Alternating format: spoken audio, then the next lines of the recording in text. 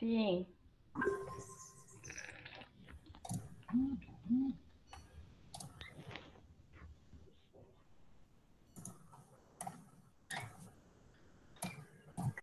Bom, então acho que dá para a gente começar. Primeiro, oi para todo mundo, gente. Hoje a gente vai dar aula de globalização, eu e a Vitória.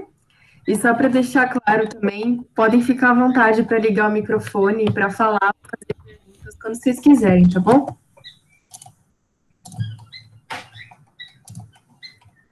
Aí tá. Primeiro, né, eu acho que é bom começar falando que a globalização ela é um tema que está muito em alta esse ano, que eu acho que tem grande chance de cair no vestibular, justamente por conta da pandemia de coronavírus. A globalização é um tema que se mostrou muito marcante na nossa sociedade, então eu considero essa aula bem importante, assim. Então, tá bom. Primeiro, o que é a globalização, né?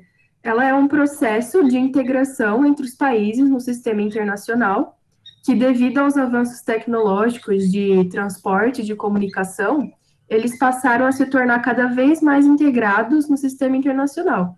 Tanto que um país, por exemplo, a gente aqui no Brasil, a gente está geograficamente longe de países na Ásia, como o Japão, por exemplo, mas a gente consegue enviar para eles uma mensagem em, tipo, 2 segundos, chega lá. Então, a gente fica longe geograficamente, mas a gente está muito integrado socialmente, economicamente e culturalmente. E esse é o principal efeito da globalização, que a gente chama também de processo de integração. Toda vez que vocês virem isso, está falando da globalização. A globalização, ela se iniciou, primeiramente, assim, lá no século XV, XVI, com as grandes navegações, quando os europeus, né, principalmente os portugueses, começaram a sair para o mar e acabaram descobrindo os territórios aqui da América. E alguns cientistas falam que o primeiro impulso da globalização foi a chegada dos portugueses aqui na América, e assim começou o mundo integrado que a gente começa hoje. Porém, a globalização, na forma que a gente conhece hoje em dia, assim, com a internet, com os avanços tecnológicos, etc., ela tem início lá na década de 80, no contexto da Guerra Fria, quando a gente tinha um mundo dividido numa ordem bipolar, que as duas potências, os Estados Unidos e a Rússia, eles competiam para sempre trazer mais países para perto da sua esfera de influência política, ideológica e militar, obrigando os países a ficarem mais próximos das superpotências, e também devido aos avanços tecnológicos que a gente teve nessa época. Por exemplo, a internet, ela passou a ser mais amplamente usada durante a Guerra Fria também. E um aspecto importante também da globalização é o encurtamento das distâncias. Como a gente colocou aqui para vocês nesse mapinha que tem, por exemplo, no ano 1500 a 1840, a velocidade das carruagens era o que delimitava, tipo, a distância entre os países, entre os lugares. Aí depois a gente evoluiu e conseguiu passar a se transportar por locomotivas a vapor, que já era bem mais rápido do que os cavalinhos da carruagem. E daí, depois, nos anos 1950, a gente tem os aviões, com os jatos que conseguem levar muito mais rápido. E hoje em dia, nos anos 1960, a gente tem, tipo, jatos que vão ainda mais rápidos. E vocês podem perceber aqui no mapinha que o mundo, ele vai diminuindo, justamente porque parece que vai ficando mais perto as coisas. Porque agora é muito mais fácil para a gente chegar em qualquer lugar do mundo do que era, tipo, antigamente, lá no ano 1500, por exemplo. Então, por isso que a gente fala que a globalização, ela é em curtas distâncias, porque realmente dá uma impressão de que tudo no mundo fica mais próximo da gente, até geograficamente. E outro aspecto importante também da globalização, que vale a pena comentar logo de início, é que a globalização, ela apresenta níveis de integração. Ou seja, tipo, ela não é um processo homogêneo, de que todos os países eles estão integrados no sistema internacional da mesma forma. Isso não acontece. Os países desenvolvidos, capitalistas, por exemplo, Estados Unidos e Europa, eles estão muito mais integrados do que alguns países periféricos, como eu posso dar um exemplo para vocês, tipo, algumas ilhas no Caribe, alguns países na América Latina e até no Sul Asiático. eles não estão tão integrados no sistema internacional quanto os países com o capitalismo mais desenvolvido. E aí que a gente tem, basicamente, assim, o intuito da globalização. É que se você é um país que tem riquezas naturais, ou que você tem uma economia aberta, que pode ser de interesse para os países desenvolvidos, você vai ser integrado no sistema internacional, cada vez mais integrado.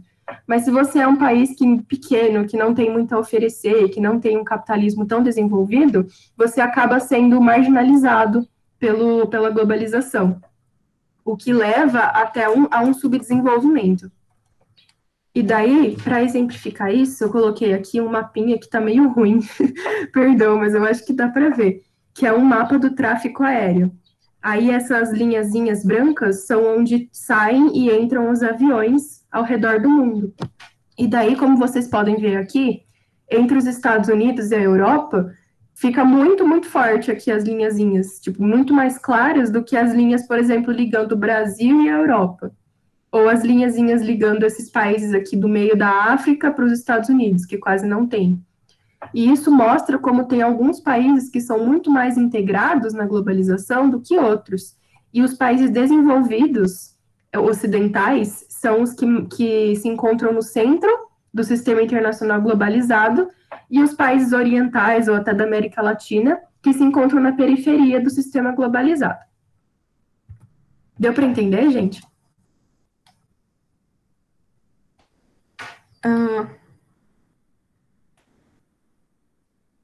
Sim. Era 90 dias para chegar do outro lado do mundo, para você ver como mudou as coisas hoje em dia, né?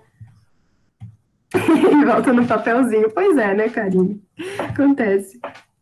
Mas, enfim, gente, outra implicação também da globalização é a globalização econômica, que, consequentemente, quanto mais você integra os países, eles acabam se integrando também numa escala econômica.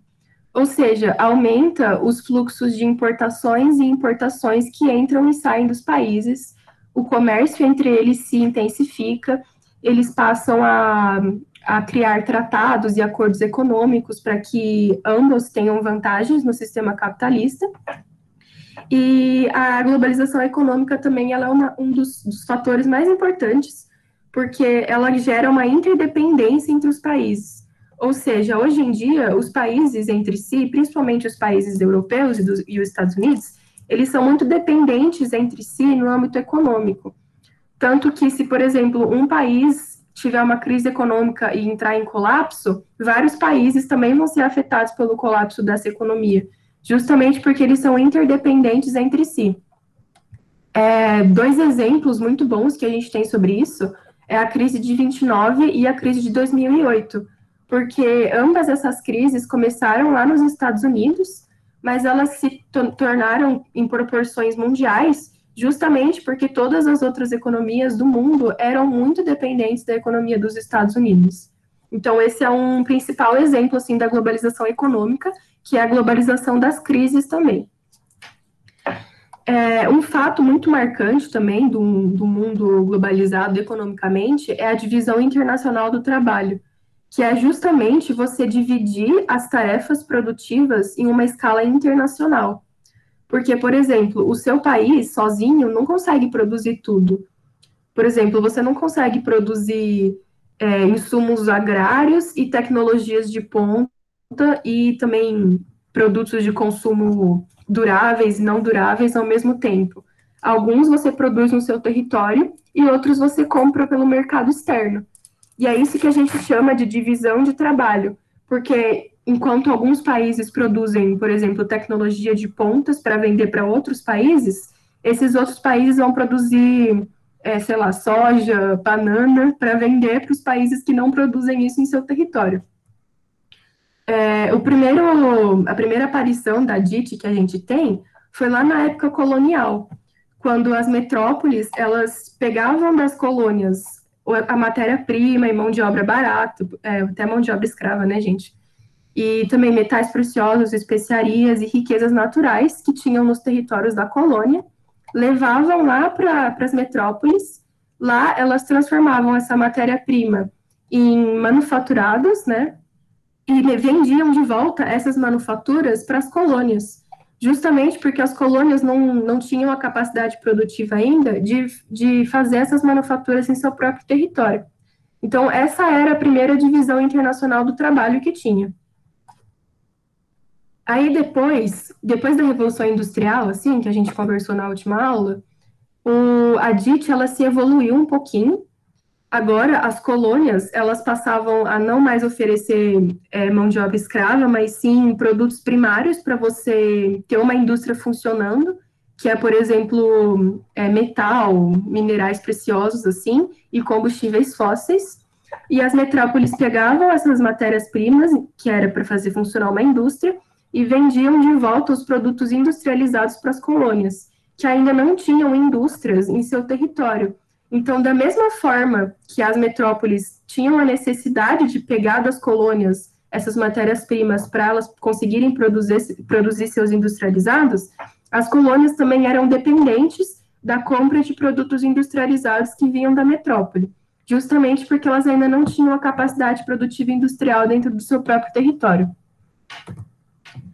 E daí depois a DIT ela evoluiu novamente, assim, que é as duas mais recentes que a gente tem, que era a DIT clássica e depois a nova DIT.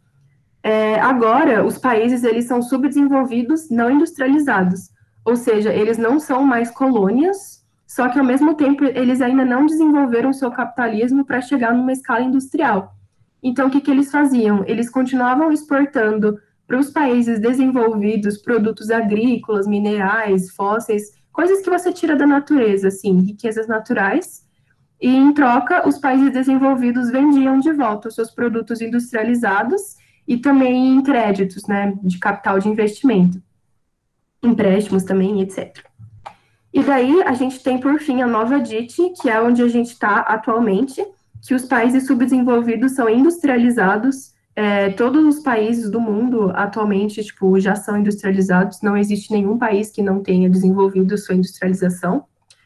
E daí os países subdesenvolvidos vendem para os desenvolvidos produtos primários industrializados, enquanto os países desenvolvidos, eles vendem, por exemplo, tecnologia de ponta e empréstimos e investimentos também. E essa é a DIT a qual a gente se configura agora. Lau, volta um pouquinho, deixa eu só te completar numa Ah, coisa. Não que esteja faltando, mas eu acho que é um exemplo muito recente. Bom, primeiro de tudo, vocês conseguem me ouvir? sim, estamos ouvindo, Vi. Acho que agora com a questão da pandemia teve um grande problema sobre a compra dos respiradores, né? E aí não tinha respirador, onde tinha era muito caro. E aí de quem a maioria dos países do mundo comprou respiradores? Da China. Porque a China, desde os anos 90, mais ou menos, vem se consagrando no seu papel dentro da DIT de fábrica global, sabe? A fábrica que o mundo todo compra. E aí o que acontece? Quando houve uma enorme demanda de respiradores, a China não conseguia suprir essa demanda tão rápido. Né? Por mais que houvesse sistemas de produção integrados, rápidos, foi uma coisa muito esporádica. Então, esse é um dos problemas. E aí, quando se chegou aos respiradores, ou eles chegavam a um preço muito caro, ou você tinha que fazer uma negociação muito profunda, né, onde você não podia se certificar da garantia dos produtos, da qualidade, ou da entrega de fato, né? Às vezes, no nosso caso aqui do Brasil, a gente utilizou um dos aviões da Força Aérea para ir buscar os respiradores. Então, o fato é que a DIT existe, e ela existe, como a Laura acabou de dizer, desde os tempos mais remotos da humanidade, mas o que acontece é que a DIT tem os seus pontos bons e seus pontos fracos. Então, países desenvolvidos ganham muito mais nesse comércio porque exportam coisas tecnológicas. E aí, países subdesenvolvidos, como países da África ou o próprio Brasil, ganham, mas não ganham tanto quanto por produzir itens menos tecnológicos. E aí, o que acontece? Quando há essas crises, né, crises sanitárias, crises do capitalismo, essa lixa ela mostra a fragilidade que, por mais que essa integração seja uma integração, ainda possui muitas brechas. Deu para entender o que eu estou falando? Sim, foi muito bom o seu comentário. Complementou muito bem. Vocês entenderam, gente?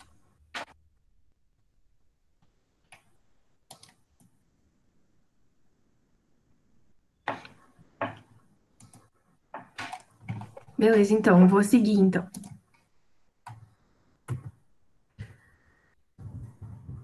Ah, agora é a Vitória também. Bom, acho que uma parte muito importante que a gente pode entender como essa integração econômica acontece são pelos blocos econômicos. Os blocos econômicos são filiações entre países, normalmente com algo em comum, né? Às vezes um continente, uma área ou uma economia, né? E aí eles se unem, se conversam para obter vantagens econômicas. Então, o que acontece? O motivo mais visado atualmente de um bloco econômico é atrair investimentos externos. Por isso que uma consolidação dele é tão importante. E aí, ele também é uma prova, por exemplo, os blocos econômicos podem se formar de acordo com um conjunto de países que exerce uma função, né, na divisão internacional do trabalho parecida. Então, países que são agroexportadores se juntam para formar um bloco, ou países que são exportadores de tecnologia se juntam para formar um bloco. E aí existem esses três modelos de blocos econômicos, do mais simples ao mais complexo. Então, o primeiro deles é a zona de livre comércio, que é baseada só na livre circulação de mercadorias. Então, se um país quiser comercializar com outro país e atingir, né, ter acesso ao mercado consumidor, que basicamente é a população de um outro país, nesse tipo de bloco econômico, ele não precisa pagar as taxas alfandegárias. É o mais simples de todos. Você está baseado só na economia. E aí o exemplo que a gente tem desse é o NAFTA, agora extinto, né, pelo governo do Trump, que agora ele chama o SMC, eu não sei falar a sigla dele, gente, mas ele é Estados Unidos, o S, M de México e C de Canadá.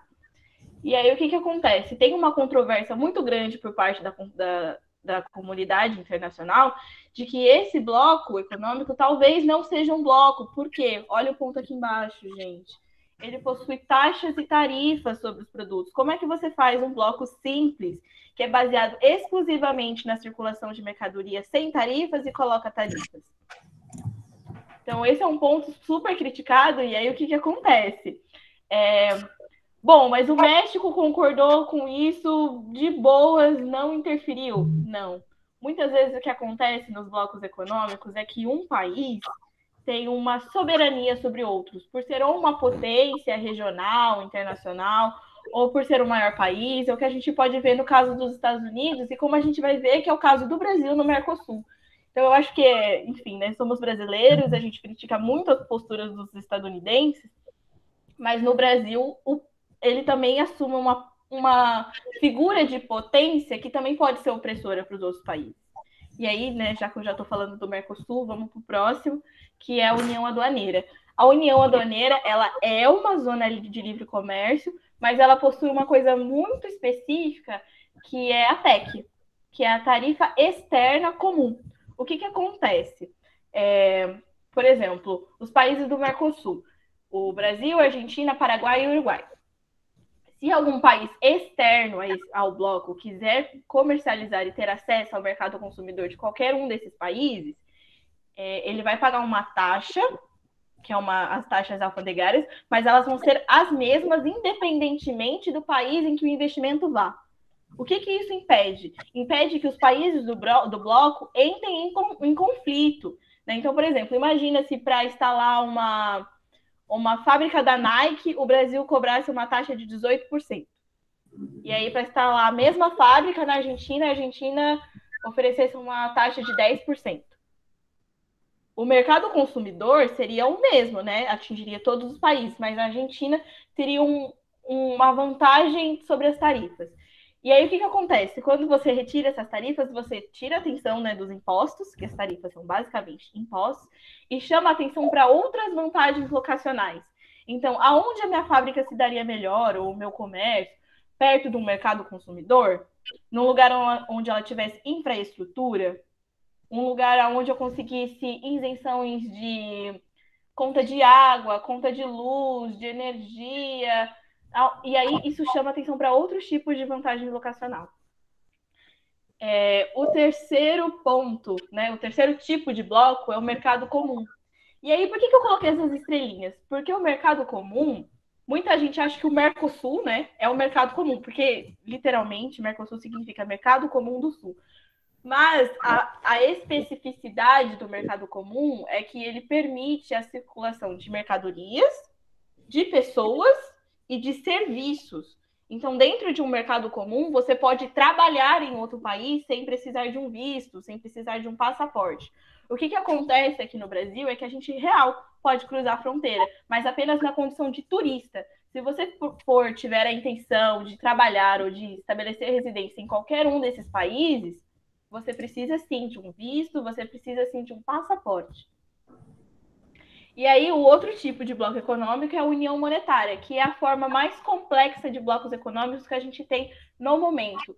Ele é o conjunto de uma zona de comércio, mais uma união aduaneira com a TEC, mais a circulação de serviços e ainda a presença de uma moeda única. E aí, como você tem uma moeda única que circula entre os países do bloco, você precisa de um banco central para fazer manter a moeda, o controle, a circulação, todas essas contas. E aí, o único exemplo que a gente tem atual, né, de um mercado comum e de uma união monetária é a União Europeia, que tem uma história tão complexa que, para dar uma aula sobre ela, a gente precisaria de muito mais tempo. Lau, você quer me complementar em alguma coisa nesse ponto? Já estava aberto o microfone. Só para dizer, gente, que eu acho que vale a pena vocês conhecerem quais são os países que fazem parte da União Europeia. Tanto porque tem várias tretas de alguns países que querem entrar, mas que eles não podem ainda. Então, eu acho que eu e a Vitória, a gente pode procurar alguma coisa para vocês em relação a isso e mandar no grupo. Mas eu acho que é bom vocês conhecerem, assim, os principais países que fazem parte. Só isso mesmo, Vi, pode passar? Não, eu acho que eu concordo com você e acho que vale a pena conhecer sobre o Mercosul e sobre o BRICS. Uhum. Gente, uma coisa importante sobre o BRICS. Por que ele não está aqui? Porque ele não é um bloco econômico. Apesar de ser uma junção política entre os países, né? Brasil, Rússia, gente, eu preciso de ajuda com os BRICS. China e África do Sul. São países que, quando eles se juntaram, eram as economias emergentes que mais cresciam no mundo e, por isso, eram super interessantes para o investimento estrangeiro. Mas o que acontece? Ele pode ser um bloco de discussões políticas, mas eles não têm acordos econômicos. Isso é importante, isso pode cair na prova de vocês, tá bom?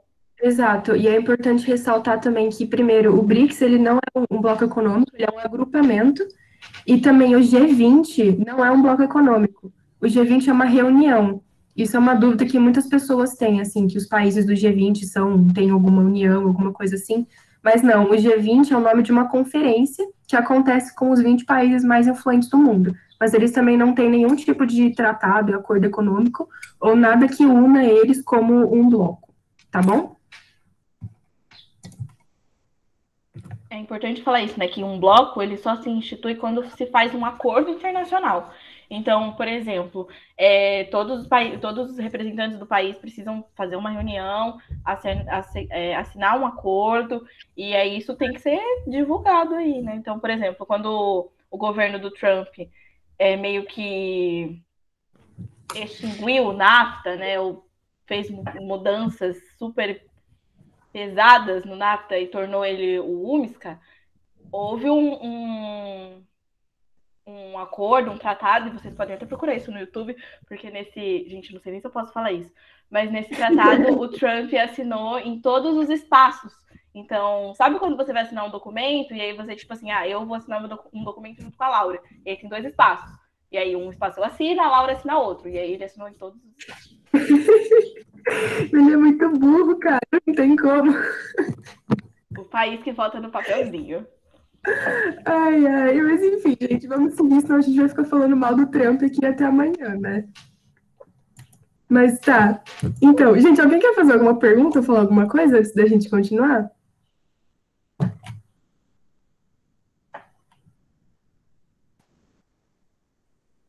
Então tá, eu vou seguir, tá bom? Qualquer coisa é só mandar aí.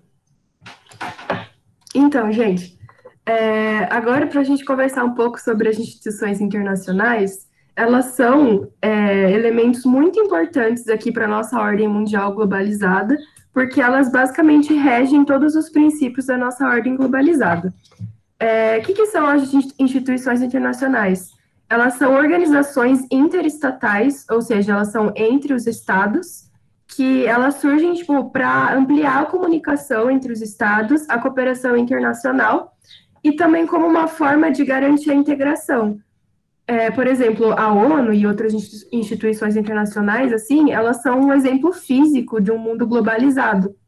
Porque, por exemplo, nas assembleias da ONU, você tem presentes numa sala os representantes, os diplomatas e até os chefes de Estado, assim, de todos os países do mundo, né? Todos os estados do mundo, eles se encontram uma vez por ano e ficam todos juntos, sentados na mesma sala, discutindo as questões que afligem a humanidade, assim. Eu acho isso bem interessante, na real, porque mostra muito pra gente como que funciona o mundo globalizado hoje em dia, né? E o que acontece? As instituições internacionais, elas estão lá para promover o diálogo entre os estados e também para solucionar crises, só que de maneira pacífica. Ao invés de fazer guerras e etc., a gente tenta solucionar as crises através de tratados ou acordos internacionais. E elas também estão lá para discutir assuntos que afligem toda a humanidade. Por exemplo, a Organização Mundial da Saúde, né, que está bem em alta esse ano devido à pandemia de coronavírus e etc.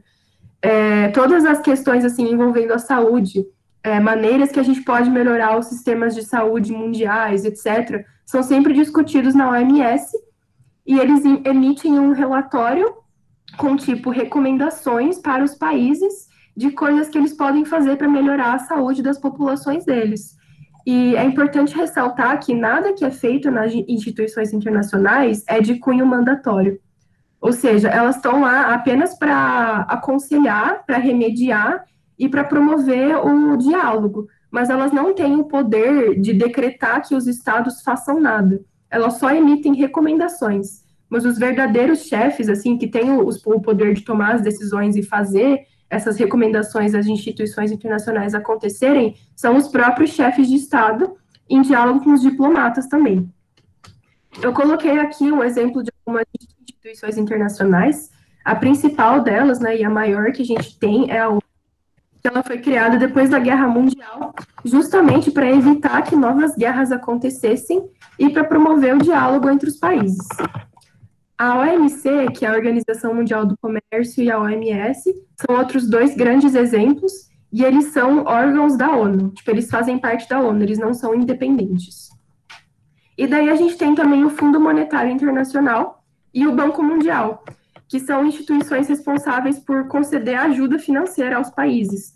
Ou seja, eles dão créditos para os países, eles financiam projetos, eles financiam obras de desenvolvimento. Eles basicamente estão lá como se fosse literalmente um banco que qualquer país pode pegar dinheiro emprestado, e eles também emitem conselhos e recomendações para promover um comércio mundial livre e uma prosperidade econômica em escala global. Lau, deixa eu te complementar uma coisa. Eu acho que assim, hoje eu estou vindo com exemplos práticos, mas de nada adiantaria, né, a ONU existir se os países não pudessem conversar, né? E acho que o idioma é uma coisa muito importante nisso. Então, as reuniões da ONU, normalmente, elas são feitas no idioma inglês e muitos representantes do país usam um aparelho eletrônico ou tem a presença de um tradutor. Então, um tradutor precisa saber duas línguas, né? A língua que está sendo traduzida e a língua que vai ser o idioma. E aí eu acho que isso também é um exemplo de integração, né, de globalização tecnológica, cultural, onde se universalizou-se um idioma, onde a postura, né, a presença de um aparelho que também, né, é super desenvolvido, né, gente? Uma fala é feita ao vivo, uma tradução é feita ao vivo, para as pessoas poderem se comunicar, de fato, no modo mais básico, a fala. Até isso é alterado pela globalização, né? Exato, e complementando um pouco o que a Vitória falou, toda essa fita de inglês ser a língua em que todas as reuniões da ONU têm que ser feitas oficialmente, é também um grande exemplo de globalização, né? Porque, de repente, você tem todas as pessoas do mundo, assim, tem que aprender uma língua universal, e é justamente o inglês, a língua dos Estados Unidos, que é a potência hegemônica, que eu vou falar sobre isso agora também. Mas pensa que doido, tipo, você nasce, por exemplo, na Índia, você tem o seu idioma lá, indiano, só que ao mesmo tempo você tem que aprender inglês. Até a gente aqui no Brasil, sabe? É uma coisa comum na nossa rotina. na escola, até no cursinho, a gente tem aulas de inglês, mas a gente não para pensar, tipo, como isso é um efeito da globalização que atinge a nossa vida, assim, intimamente, né? A gente tem que aprender uma segunda língua justamente por causa do processo de globalização. Ah, e uma curiosidade para quem gosta, foi meio que decidido, assim, que o inglês seria a língua universal, assim, para todos os países, justamente por causa dos Beatles, porque quando os Beatles começaram a tocar na rádio, etc., ficaram muito famosos, daí decidiram que ia ser o inglês. Aí, para quem gosta de Beatles, fica aí a curiosidade. E aí, enfim, então, é muito legal, né? Mas tá, falando um pouco aqui sobre o que a Vitória estava falando, a gente tem também uma outra consequência da globalização, que é justamente a globalização política, que é a difusão de ideias, ideologias e doutrinas políticas de uma certa potência para o resto do mundo. Um exemplo que a gente tem de globalização política é o neoliberalismo, que apesar dele ter ocorrido de uma maneira artificial, ele foi levado para o mundo inteiro, e a gente tem que entender um pouquinho o contexto que isso aconteceu. Como eu tinha dito lá no comecinho da aula, a globalização ela começou depois do fim da Guerra Fria, quando a gente passou de uma ordem bipolar para uma ordem unipolar. Agora, a potência hegemônica, e está assim até hoje, viu? A potência hegemônica era os Estados Unidos. E, consequentemente, as crenças políticas, os costumes, as ideologias dos Estados Unidos, elas também foram transportadas através do processo de globalização para os demais países, criando meio que uma homogeneização do sistema internacional e através do processo de ocidentalização também, né? Porque daí os princípios ocidentais, como, por exemplo, liberalismo, democracia, passam a ser vistos como os ideais para o mundo inteiro, independentemente se o seu país concorda com isso ou não, independentemente se o contexto histórico do seu país é a favor disso ou não. Então, nesse contexto, a gente teve a difusão do neoliberalismo, que justamente, principalmente assim, para os países da América Latina e tal, ela foi muito forte, porque com a dominação hegemônica dos Estados Unidos, vários países acabaram adotando também as políticas neoliberais. Aí a gente trouxe aqui alguns princípios do neoliberalismo para vocês, que é a redução dos gastos públicos, que é justamente fazer com que o Estado pare de gastar o dinheiro em políticas públicas de assistência social, pare de gastar com distribuição de renda ou com a realização de obras públicas que poderiam vir a melhorar a qualidade de vida da população. Ele reduz os seus gastos em tudo isso. Ele vai exercer a abertura comercial para o mercado externo, ou seja, ele vai facilitar o intercâmbio de importações e exportações com outros países através de uma redução da taxa alfandegária. Ou seja, vai ficar mais barato para os produtos estrangeiros entrarem no seu país. E daí isso vai gerar também uma concorrência no mercado interno e etc. E também uma maior integração econômica com diferentes países, porque daí está mais barato você comercializar com outros países, é um incentivo para você ampliar a sua comunicação e a sua integração com eles. Também as privatizações, que é a venda de empresas estatais, ou seja, as grandes empresas que antes eram controladas pelo Estado, agora elas vão passar a ser controladas pela iniciativa privada. Aí tem também a desregulamentação, que é basicamente você aumentar a flexibilização das leis, ou seja, você vai tornar as leis menos rigorosas. E essas leis podem ser as leis trabalhistas, leis econômicas, leis alfandegárias. Todas essas leis, o que você vai fazer? Você vai diminuir o poder do Estado de regular elas e aumentar o poder de alguns atores privados, dando mais liberdade para eles agirem, porque eles não vão estar sobre a força de leis tão rigorosas. E daí tem também a reforma no sistema tributário, que é o de impostos. Você passa a cobrar impostos mais diluídos na população inteira e não somente em certas classes sociais. E acaba afetando também muito os trabalhadores, etc., que acabam tendo que pagar mais impostos. Aí a Vitória colocou aqui uma charge muito boa, que mostra, tipo, um cara, provavelmente, tipo, ocidental dos Estados Unidos, meio que impondo o neoliberalismo para essas pessoas aqui que estão do outro lado, que são, tipo, racializadas, provavelmente latinas, etc., como se fosse, tipo, um caminho seguro para você atingir prosperidade econômica, só que o neoliberalismo, ele deteriora muito os direitos da população e acaba por beneficiar muito mais os atores privados do que quem realmente precisa, né, gente?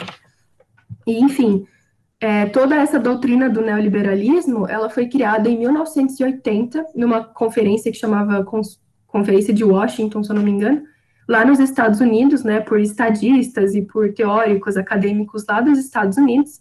E essa cartilha neoliberal, ela foi imposta aos países da América Latina a partir das instituições internacionais, como, por exemplo, o FMI. Lembra que eu falei que o FMI, ele concedia empréstimos para os países? Então, nessa época, foi colocada uma condição que você só podia pegar empréstimo do FMI se o seu país adotasse essas medidas neoliberais.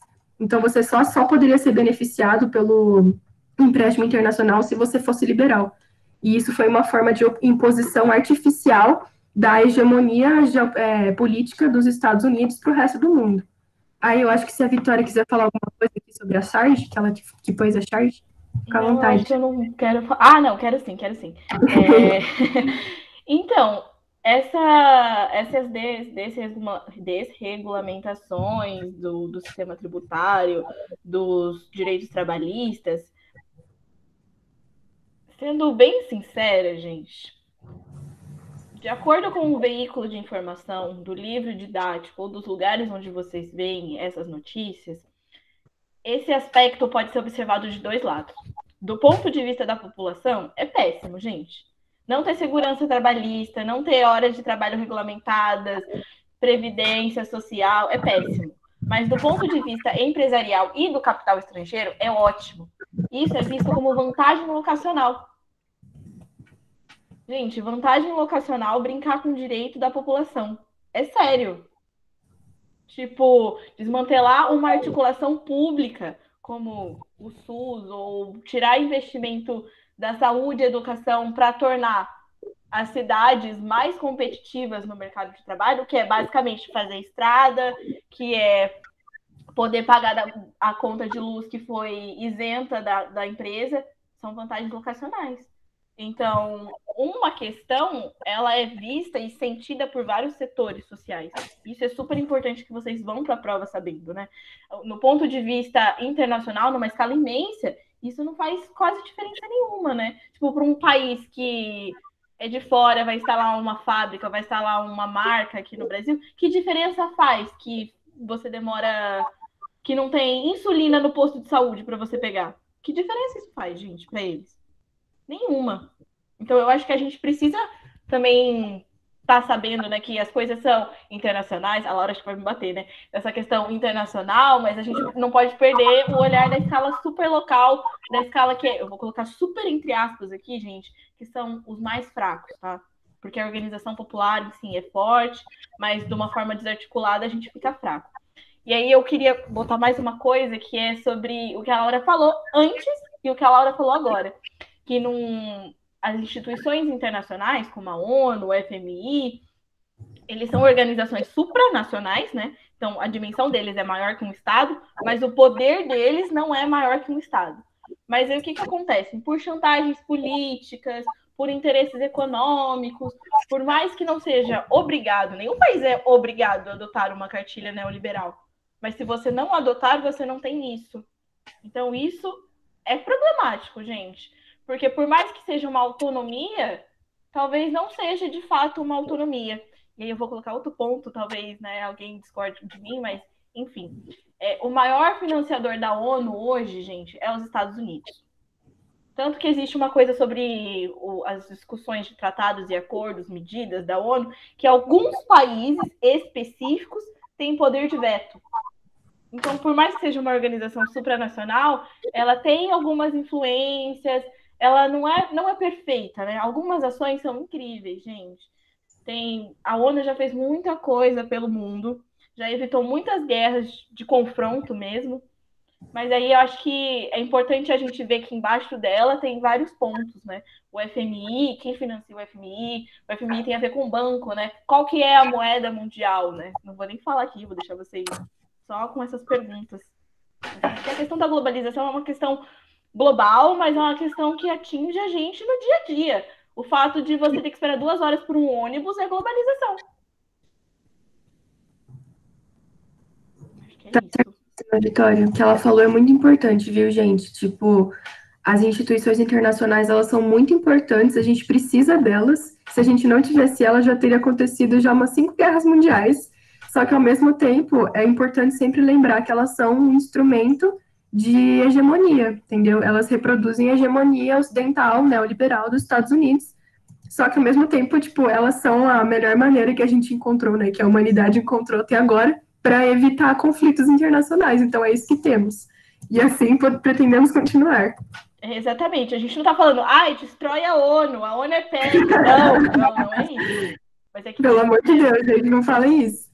E Tem agora eu problemas e a gente passo a precisa. palavra de volta para você aí no slide. Ai, gente, então, acho que essa é a parte mais que me toca sobre a globalização, né? Porque por mais que seja essa integração no campo da economia, da política, tem uma integração cultural. E aí, gente, outra coisa. A globalização é um fenômeno tão complexo que a gente não consegue classificar ela em unicamente positiva e unicamente negativa. Então, quando a gente fala de globalização, a gente tenta estimular uma crítica. Entende? Porque tem pontos bons, tem pontos ruins. O fato é que ela existe, a gente vive nessa realidade. Então, quando a gente fala de cultura, existe uma homogeneização nos costumes. Então, por exemplo, os desfiles de moda, né? A Fashion Week de Paris, de São Paulo. Os desfiles de moda são exemplos muito concretos de que como o costume do vestuário, dos acessórios se globaliza, né? Se espalha pelo mundo todo e isso vira tendência. Então, por exemplo, eu vou fazer um exemplo bem exagerado assim, tá, gente? Por exemplo, na época que casacos de pele eram moda, fazia sentido a gente usar casaco de pele no Brasil? Não fazia sentido nenhum, gente. O Brasil é um país de dimensões continentais, com um clima que é de torno de 20 graus e vai até 40. Mas era a homogeneização dos costumes, no quesito da alimentação. Hoje existe um McDonald's em cada esquina, né? De cada forma. Quem nunca comeu um McDonald's? Mas era uma coisa que a gente tinha aqui no Brasil, que tinha na América Latina, de esse costume de lanche, esse costume até de comida japonesa, gente. Se a gente for. Pergunta pro seu pai, pra sua mãe, né? Ou pro pessoal que nasceu assim na década de 80 e 90, se comida japonesa era uma coisa acessível, né? A todo mundo, se era uma coisa que era almejada, né? De comer sushi, de comer temaki. Hoje tem uma temaqueria a cada esquina, tem temaqueria que reinventa sabores. Eu acho importante isso também, né? Por exemplo, quando você faz um temaki, você coloca sabores brasileiros, isso também é um exemplo de globalização. É uma comida que veio além mar, que se combinou com uma comida, né, com ingredientes ou com uma forma de fazer brasileira. E aí, outro ponto, né? Filmes e músicas, Hollywood. Filmes adolescentes, gente, vou usar esse exemplo. Filmes adolescentes, o ensino médio perfeito. Não era o objetivo de muita gente aqui, gente, ter armários, jogar basquete, enfim. Não sei, né? Pode ter várias gerações aqui, mas eu acho que isso do filme do ensino médio começa ali em Clube dos Cinco. Mas. E aí, voltando aqui, né? Sobre músicas. E aí, quando eu falo música, gente, eu vou dar o exemplo. Um primeiro exemplo do Michael Jackson. O Michael Jackson gravou uma música aqui no Brasil. O Michael Jackson, cantor de pop americano, gravou uma música aqui no Brasil com a bateria do Olodum. Exemplo de globalização. E aí, hoje, por exemplo, quando a gente vê cantores tipo a Anitta, que fazem uma música junto com a Cardi B, junto com cantores da América Latina, exemplos de integração. E aí, eu acho interessante esse exemplo da Anitta, né? Que às vezes ela usa um cantor, ela canta com um outro cantor de outro país, né? Um cantor latino, e grava o clipe no deserto, grava o clipe na Europa. Tá vendo como distâncias são super, sei lá, enfraquecidas. Mas aí esse talvez seja um ponto positivo da globalização, mas quando a gente fala de xenofobia, gente, esse assunto é seríssimo, ok? E aí a gente tem que lembrar que xenofobia acontece lá na Europa, com as pessoas que adentram do Oriente Médio, e acontece aqui no Brasil. Por exemplo, esse ano, né, no começo de 2020, teve um debate muito forte sobre os imigrantes venezuelanos. E aí teve o surto de sarampo. E aí, relacionar uma coisa diretamente com a outra é super perigoso, gente. Você super cair no perigo de cair na xenofobia. O que acontece? Pessoas adentraram a fronteira e, por políticas da boa vizinhança, a gente recebeu. Porque pessoas precisam de ajuda, gente. A política internacional, muitas vezes, tira as pessoas de jogo, né? Parece que está tratando com números. É importante a gente não perder esse olhar humano. E aí, o que acontece? Uma das justificativas esses imigrantes trouxeram o sarampo de volta, a doença estava erradicada, isso é super perigoso. Gente, ok, tudo bem. Tem o perigo das pessoas que atravessaram a fronteira estarem desvacinadas? Tem. Mas a gente pode falar que o surto de sarampo é só por causa disso? Não. Muitos brasileiros não tomaram as vacinas, o sistema de saúde foi fragilizado, então as vacinas não podiam chegar em estados do norte, quando chegavam, ou chegavam vencidas, ou chegavam em quantidade errada, ou as pessoas não iam tomar vacina, as campanhas às vezes não atingiam todo mundo. Então, a xenofobia, às vezes, ela é justificada para muitas ações não humanas, gente. Vou usar outro exemplo, o Trump com o muro, lá nos Estados Unidos, que separou famílias. Gente, o impacto que isso tem em uma geração de imigrantes que foram separados dos seus pais é enorme. Então, a gente precisa ter um olhar cuidadoso quando a gente vai falar de cultura, quando a gente vai falar de pessoas, porque uma coisa que a gente tem muito no Brasil também é que, gente, enfim, né, a gente valoriza certas culturas em detrimento de outras. Então, isso é perigoso, gente.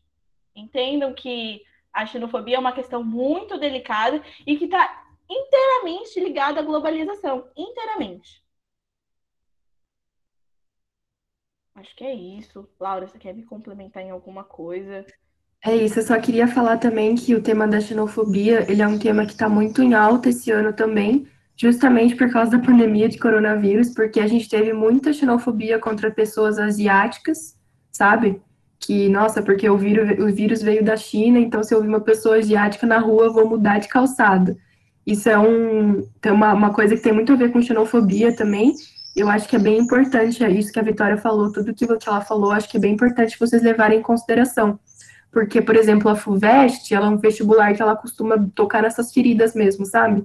Ela já cobrou xenofobia antes na prova dela, e eu acredito que não vai me surpreender se ela cobrar de novo xenofobia contra pessoas amarelas esse ano, devido à pandemia.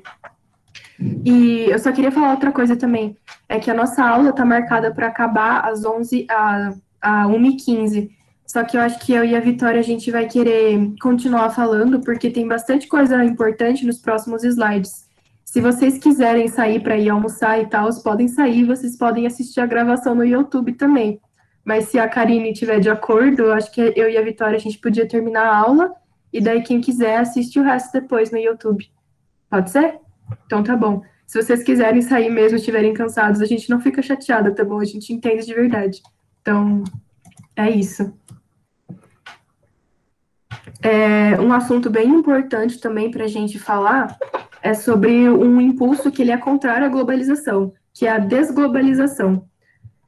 Atualmente, esse impulso ele vem e ele tenta fazer frear todos os impulsos que fazem com que os países sejam integrados e estabelecer, ao invés de uma integração, de uma cooperação internacional, um isolacionismo e umas políticas protecionistas, para, ao invés de unir os estados no sistema internacional, para afastar eles.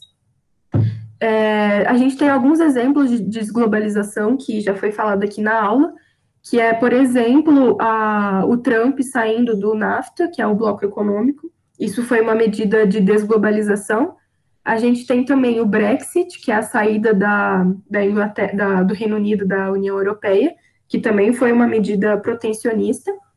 E a gente também pode observar, por exemplo, aumentos de taxas alfandegárias para você diminuir a sua comunicação comercial entre os países, a saída de acordos, a rejeição das organizações internacionais. Tudo isso são medidas de desglobalização e de protecionismo, que elas podem ser bem prejudiciais para a gente, para o nosso sistema internacional.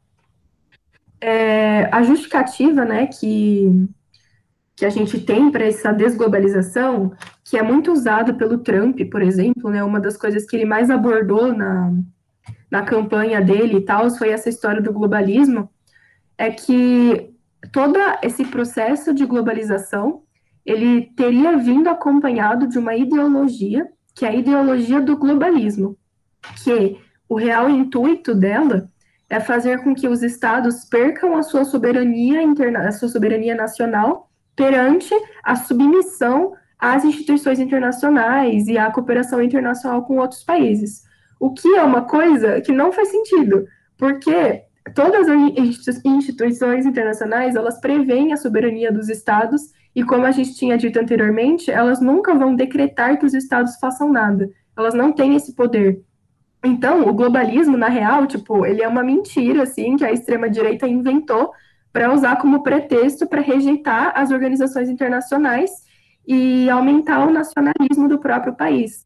Tanto a campanha do Trump, né, que é o Make America Great Again, é justamente isso, tipo, é você aumentar o nacionalismo do seu país e em detrimento da cooperação internacional com os demais países no sistema.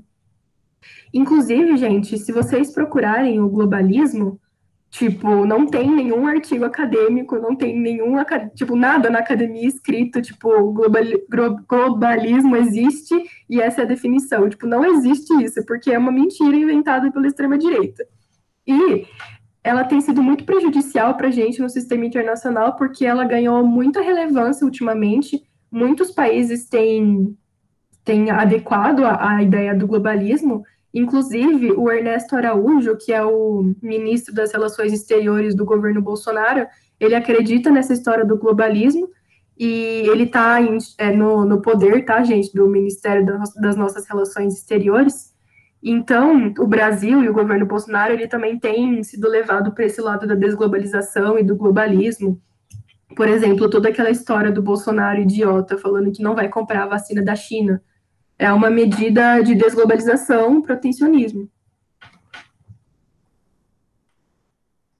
Alvi, você quer falar alguma coisa? Não, eu acho que tudo que eu vou falar, acho que eu vou falar agora na Covid, e aí acho que talvez te complemente. Tá bom. Então, deixa eu falar um negócio que eu esqueci. Claro. Eu coloquei aqui o Brexit, que foi a saída do Reino Unido da União Europeia, e ele também é uma medida muito importante, uma medida protecionista atual muito importante, porque impactou muitos países europeus e também os Estados Unidos, e ele se deu basicamente por razões de xenofobia também, porque o Reino Unido ele não queria mais receber imigrantes, e devido ao mercado comum da União Europeia, né, ele tinha a livre transição de pessoas no seu país, ele realmente não quis mais isso, e ele chegou a se retirar do bloco devido à xenofobia contra os imigrantes. Então, também é um tópico bem importante. E também, agora, nesse slide aqui, eu e a Vitória, a gente meio que preparou uma conversa um pouco mais atual, porque agora, com a pandemia de coronavírus, tem se tornado muito forte o discurso da desglobalização, né? Porque a pandemia foi tipo o pretexto perfeito para você tentar convencer as pessoas de que o mundo globalizado tem que acabar e que você tem que afastar o seu país. Por exemplo, o Trump falando, né, que a pandemia foi culpa da China, que se a gente não fosse tão integrado com a China, a gente não teria vindo coronavírus em altas proporções para o seu país. E isso é uma conversa importante que a gente tem que ter, porque ao mesmo tempo que crescem esses impulsos de desglobalização, a gente tem que entender também que a cooperação internacional ela é a melhor saída para a crise, assim, tipo, as pessoas têm achado, né, a extrema-direita tem achado que a saída da crise é você se fechar e você se isolar e desglobalizar, quando na verdade é você aplicar a cooperação internacional. Tanto porque, tipo, gente, pensa comigo, a vacina que foi feita agora na China, Imagina se cada país fosse, tipo, independente, isolado e não cooperasse internacionalmente. Quando vocês acham que essa vacina, tipo, já sabe, quando é que vocês acham que chegaria uma vacina aqui no Brasil? Que teria uma vacina, sabe?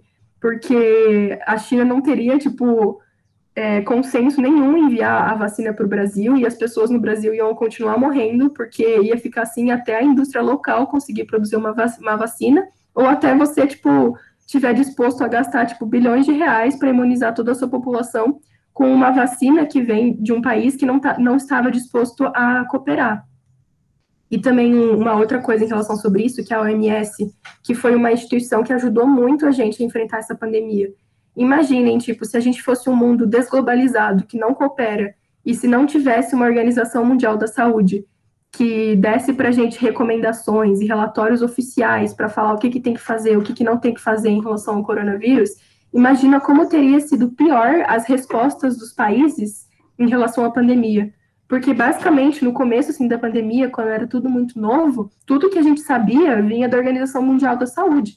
Inclusive, foi a Organização Mundial da Saúde que decretou o estado de pandemia, primeiramente, né? Então, imagina se não tivesse, sabe? Se a gente vivesse isolado dos países um dos outros. E aí, Vitória, pode falar o que você ia falar. Não, amiga, eu acho exatamente isso. Tipo, eu acho que o processo de produção de uma vacina, gente, ele é muito complexo. E por isso que ele é demorado, né? Mas aí, se a gente for pensar de novo, né? O que é demorado perto das condições de antigamente. E aí, para você produzir uma vacina, gente, você precisa de insumos, você precisa de EPIs, você precisa de estudo, você precisa de informações, você precisa de testes, você precisa de um monte de coisa. E aí, se um país sozinho consegue produzir tudo isso com qualidade, então aí a gente pode ver a DIT de novo, né, com essa cooperação internacional, mostrando que o processo de construção, de consolidação, de teste, uma vacina é super importante. E aí, o que acontece? As medidas neoliberais, protecionistas, gente, não fragilizam só no âmbito da vacina, tá bom? Não é só na saúde que a globalização, no tema, né, durante uma pandemia, é importante, tá? O que acontece? Muitos países compraram insumos de outros países para poder se proteger, né? Então, EPIs, respiradores, testes. E aí, se um país continua com essas medidas protecionistas, esses insumos ficam muito mais caros. Então, não é toda a população que vai ter acesso a isso.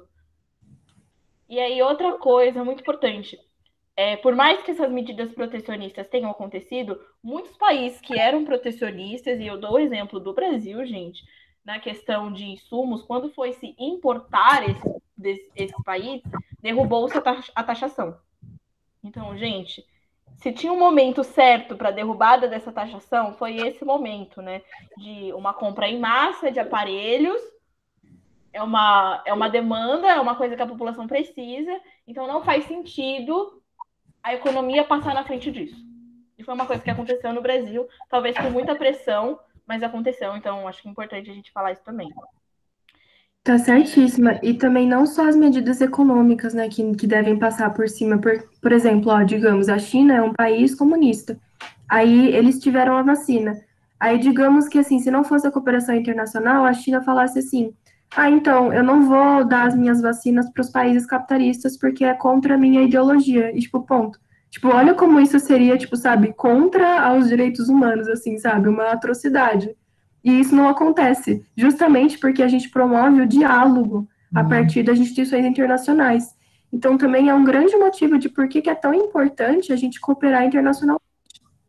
Exatamente. E os direitos humanos são uma cartilha, né, promovidas ali, né, onde a ONU tem uma participação, onde teve um diálogo. Então, várias leis de proteção, né, são graças à cooperação internacional. Exato. Então, tipo, atualmente a gente tem uma discussão muito forte, assim, de que a pandemia foi meio que um argumento para demonstrar que a gente tem que se afastar e que os países têm que ser isolados e etc. Mas só que é muito pelo contrário, sabe? O buraco é bem mais fundo do que isso. Tipo, a real é que tem que cooperar ainda mais do que coopera hoje em dia, sabe? E eu acho que, tipo assim, como eu tinha falado anteriormente, acho muito provável que a FUVEST fale alguma coisa em relação a isso, sabe? Porque, primeiro, que a pandemia já é uma coisa num contexto internacional, então tudo que envolve coisa internacional, instituições, globalização, etc., eu acho que são assuntos que poderiam muito bem ser pedidos na prova, e principalmente também é toda essa discussão aí de cooperar ou se isolar. Eu acho que é uma coisa que poderia muito bem, tipo, cair na redação e etc. E mesmo se não for o tema, é um argumento muito bom que vocês podem usar para demonstrar sempre que, tipo, que esse diálogo todo da extrema-direita, tipo, não tá com nada. E é isso, gente. Vocês querem falar ou perguntar algo? Eu tenho um comentário, mas se alguém quiser comentar na À minha frente, vontade. sinta-se à vontade. Gente, queria falar especificamente sobre os Estados Unidos, mas eu acho que eu não tenho nenhuma informação sobre outros países onde isso aconteceu, mas houve uma justificativa, né, que a cooperação internacional não estava dando certo e que a pandemia e as mortes de pessoas era culpa de tudo isso.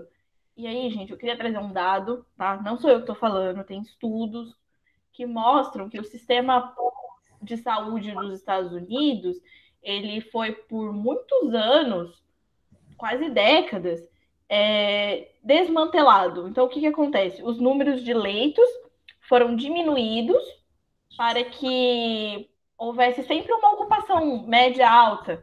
E aí, o que acontece? Com uma ocupação média alta, transformando isso em termos econômicos, há uma alta demanda. Com uma alta demanda, há um alto preço, há um alto custo de internação, de insumos médicos. Gente, diminuir leito de hospital é uma coisa super perigosa. Houve avisos que, em caso de uma pandemia, de causa de uma emergência de saúde, talvez alguns hospitais do país não estivessem prontos para receber uma demanda. O que aconteceu, gente? Não foi exatamente isso?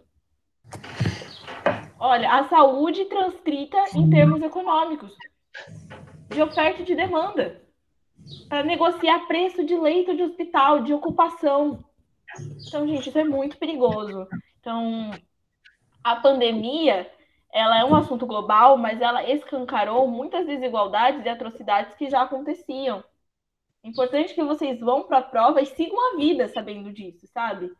Que por mais que uma coisa seja lida em termos econômicos, talvez ela não seja exclusivamente econômica, que ela atinja outros setores.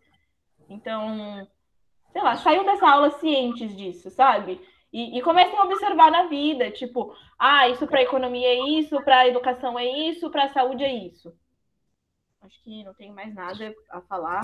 Lau, se você quiser partir para os Tá certo. exercícios. Quero sim, ótimo conselho. E a Karine aqui lindamente anunciou pra gente no chat que o Biden acabou de ser eleito. E eu estou muito feliz, mano. Ufa. Aí tá bom. Você quer falar sobre o exercício, Vi? Eu preciso dar uma lidinha nele, se você quiser começar. Tá bom, então. A gente colocou os exercícios aqui para vocês. Primeiro tem esse texto que é a favorização. Fala assim: milhões de pessoas vão todas as semanas às lojas Walmart, que possuem 900 empregados proibidos de sindicalizarem, que é criar sindicatos, né? Os trabalhadores da empresa McDonald's são tão desprezados como a comida que servem. Eles também não podem se sindicalizar. Na Malásia, o governo criou a União Livre, uma organização do setor eletrônico independente de sindicatos. No Brasil, de cada 5 operários da Volkswagen, só um é empregado da empresa. A China produz a metade de todas as bonecas Barbie do mundo, com 300 empresas terceirizadas. 8 de cada 10 novos empregos na Argentina estão sem nenhuma proteção legal. Então, ele fala assim: o exercício. Considerando o texto e conhecimento sobre a questão, é correto afirmar que. Aí vocês dão uma lidinha e coloquem aqui no chat o que vocês acham que é.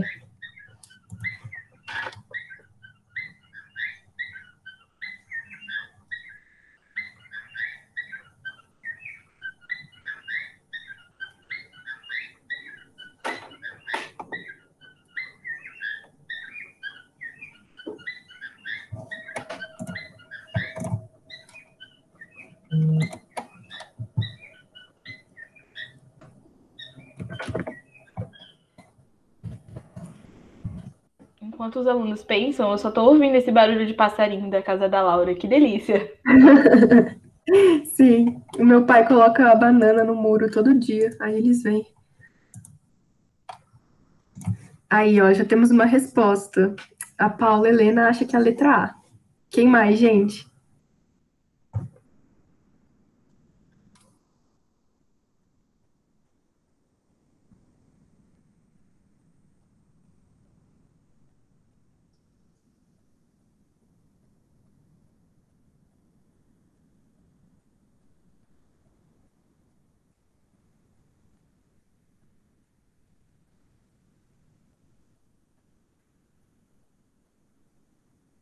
E aí, mais alguém quer tentar responder?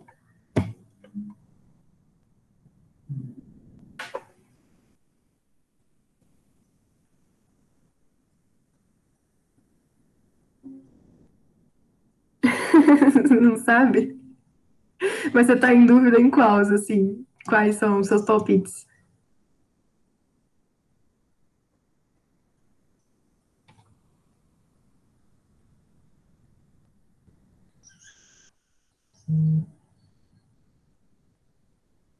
Tá, então acho que dá pra A ou B, tá bom. Dá pra gente corrigir, então, né? Pode ser? Eu acho que lá, nessa, vale a gente fazer uma geral por todas as alternativas. Também Porque acho. são detalhezinhos, né, que tornam uma opção errada. Você quer fazer? Fica à vontade. Eu faço, peraí, deixa eu só abrir aqui. Gente, vamos começar de baixo para cima, tá? Porque eu quero. Porque eu quero, é isso mesmo. Vamos lá. As mudanças trabalhistas ocorreram somente nos países da periferia do capitalismo. Primeira dica, gente, tomem cuidado com sempre, nunca, somente, totalmente nos vestibulares. Normalmente aí mora uma pegadinha ou outra. Mas as mudanças trabalhistas ocorreram de forma generalizada, tá? Talvez tenha um país ou outro que tenha escapado disso. Sim, é possível. Mas a periferia do capitalismo, gente, você pode enxergar o famoso nós, né? O sul global, países da África, a Índia, alguns países da Ásia compõem a periferia do capitalismo, né? Que não são de fato os países desenvolvidos, né? A periferia do capitalismo são países subdesenvolvidos. E aí o que acontece? As mudanças trabalhistas ocorreram nos Estados Unidos. O Walmart é uma rede de supermercados americana, o McDonald's também. O texto em si fala da Volkswagen, né? Funcionários da Volkswagen, que também é uma empresa, se eu não me engano, é norte-americana, né? Ou se não for, é europeia. Então, a periferia do capitalismo tem essas mudanças trabalhistas, sofre com isso, talvez até um pouco mais que os países desenvolvidos, é uma coisa para a gente debater. Mas as mudanças trabalhistas são meio que generalizadas. Letra C. As condições de trabalho melhoraram na China com as terceirizações ocorridas. Gente, não. A China tem um dos trabalhos mais precários do mundo, tá bom? Tem inúmeras denúncias de trabalho infantil, de muitas coisas. E aí, quando a gente fala de terceirização, a gente tem que tomar uma atenção especial nisso. Porque uma terceirizada não tem um vínculo empregatício direto, né? Normalmente são prestadoras de serviços. E aí, como ela não tem um vínculo, talvez ela não tenha uma regulamentação trabalhista. E não é que talvez ela não tenha direitos, talvez eles não estejam escritos ou especificados, e isso é perigoso, né? Nas margens, nas brechas que as violências acontecem. Então, tem que dar uma atenção para isso. Letra B. A globalização resultou em uma desconcentração espacial da indústria e da tecnologia. Vamos lá, importante. O detalhe nisso está na palavra tecnologia dessa questão. A globalização espalhou por muitos países as indústrias. Mas aí são indústrias tecnicamente de tecnologia? Não. Existe um tipo de indústria que chama maquiladora ou montadora. São os tipos de indústria muito que a gente tem aqui no Brasil ou no México, ali na fronteira com os Estados Unidos, na parte norte, que não necessariamente produzem tecnologia, que produzem celular, máquinas, tratores, coisas do tipo. Elas apenas montam, elas literalmente se aproveitam da mão de obra barata e abundante desses países. Então, por isso que não é a B. Porque a tecnologia, né, os insumos de tecnologia não se espalharam. Né? Eles continuam produzidos em grande quantidade por países desenvolvidos, e aí disponibilizados para alguns países periféricos por meio da compra, né? Que não é barata. Letra A. A globalização reorganizou o mercado de trabalho com intensa desregulamentação trabalhista. Gente, o texto fala exatamente sobre isso. Inclusive, ele foi tirado de um artigo chamado Direitos dos Trabalhadores. Então, também fiquem atentos, né, sobre quando vocês vão fazer uma prova de vestibular, da onde que vem o texto. Isso pode dar uma dica para vocês. Então, desregulamentação trabalhista, né, não poder se sindicalizar. Gente, o direito à greve, o direito à organização é uma coisa muito importante, é uma das primeiras coisas que a desregulamentação ataca. Porque uma organização politizada, organizada, bem definida, consegue muito mais fácil se organizar. Gente, não estou falando que é sem luta, tá? Mas entrar com um processo contra o Walmart sozinho é uma coisa. Entrar com outras 100, 1.000 pessoas é outra totalmente diferente. Acho que é isso. Laura, quer falar alguma coisa? Não, tá ótimo. Gente. Eu dou uma lida nessa. Dá uma Tá. descansada, Laura. Gente, essa questão caiu no Enem, tá bom? E é bem o estilo Enem mesmo. Então, um carro esportivo é financiado pelo Japão, projetado na Itália e montado em Indiana, México e França, usando os mais avançados componentes eletrônicos que foram inventados em Nova Jersey e fabricados na Coreia.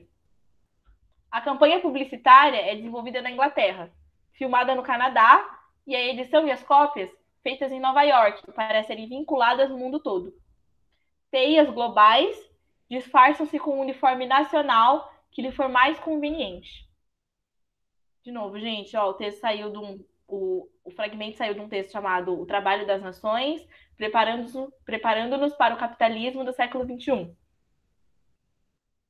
A viabilidade do processo de produção ilustrado pelo texto pressupõe o uso de linhas de montagem e formação de estoques, empresas burocráticas de mão de obra barata, controle estatal e infraestrutura consolidada, organização em rede, tecnologia de informação, gestão centralizada e protecionismo. Vamos dar um tempo aí para vocês pensarem. O que vocês acharem, mandem aí. Se tiverem dúvidas, contem pra gente.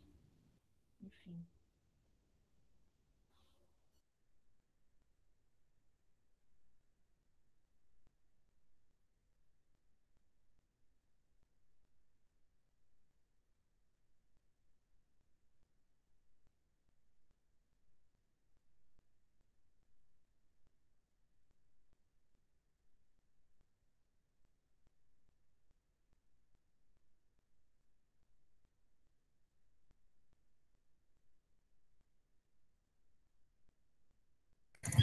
Já temos uma primeira resposta aqui.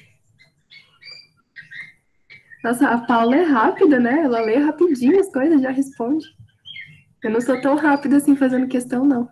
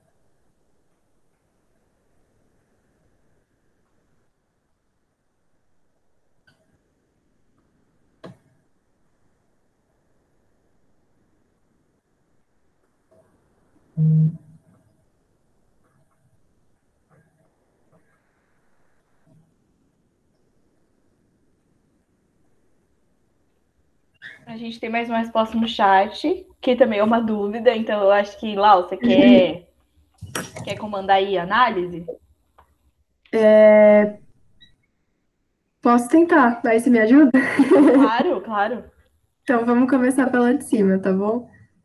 Primeiro, gente, prestar atenção sempre no comando da questão, ler de novo umas 2 vezes. A viabilidade do processo de produção ilustrado pelo texto pressupõe o uso de linhas de montagem e formação de estoques. Então, pode até ser que tenha sido usado linhas de montagem, né? Inclusive foi, e formação de estoques também na produção disso, só que não é sobre isso que o texto está falando, né? Tipo, ele não está mencionando vários países, etc. Então, tipo, não é esse o principal assunto que a questão quer que você identifique. Aí depois, empresas burocráticas e mão de obra barata. Essa questão fica um pouco esquisita, né? Porque você pensa na mão de obra barata, que talvez esses lugares no mundo teriam usado, e talvez as empresas que estariam envolvidas, mas ao mesmo tempo também, tipo, não tem muito a ver com a questão isso, né? A Vitória confirma se é isso mesmo? Ah, eu confirmo que mão de obra barata talvez, né, tipo, seja uma coisa super certa e um raciocínio, tipo, entenderia isso como correto, né? Porque por que você teria uma fábrica em, sei lá, no México, né, por causa da mão de obra barata?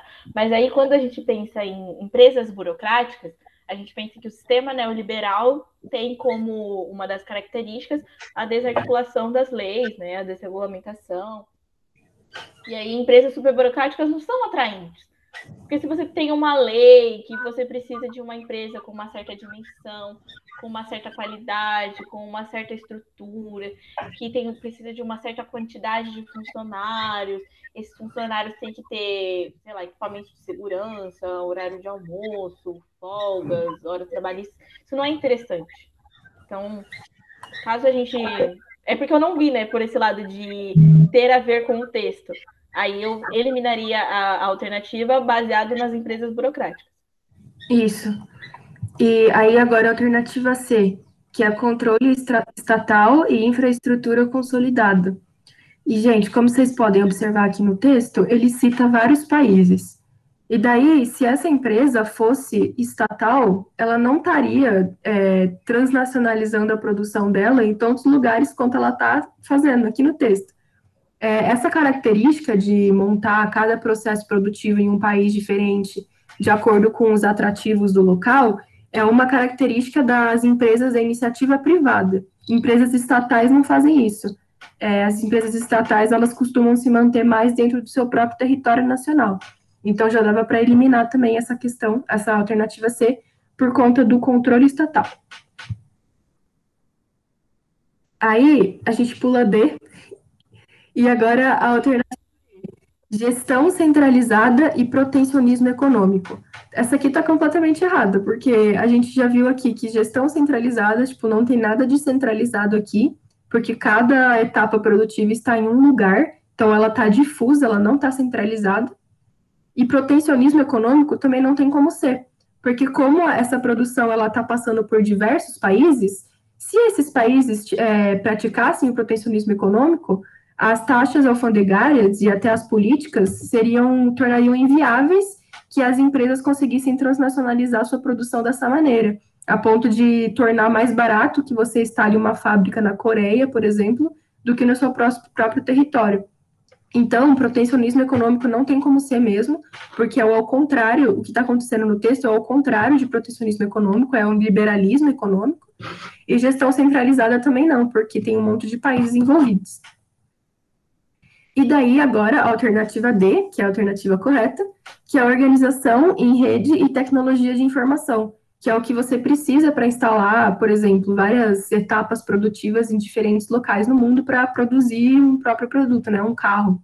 É um carro no texto. Então, a resposta é a D. Alguém ficou com dúvida? O Fabrício aqui, que estava com dúvida entre a E ou o D. Você entendeu por que não pode ser a E? Eu sempre tenho dúvidas, acontece. Ai, que bom, então. Não, isso acontece muito, gente. Quando a gente tá na prova com, sei lá, uma pressão e a gente lê o texto, precisa dar uma relida, tem que ter uma respirada e observar os detalhes, porque o vestibular faz isso mesmo, faz você ficar em dúvida entre duas, né? Você eliminar e essa não tem nada a ver, essa também não tem nada a ver e fica em dúvida. Então, tipo, dá uma olhadinha nos detalhes, talvez dê uma ajudada.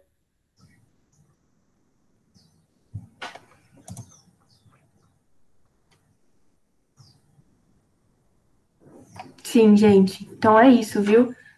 Obrigada por todos que ficaram aqui com a gente até o final. A gente passou bastante do tempo, mas obrigada muito mesmo pela atenção de todos.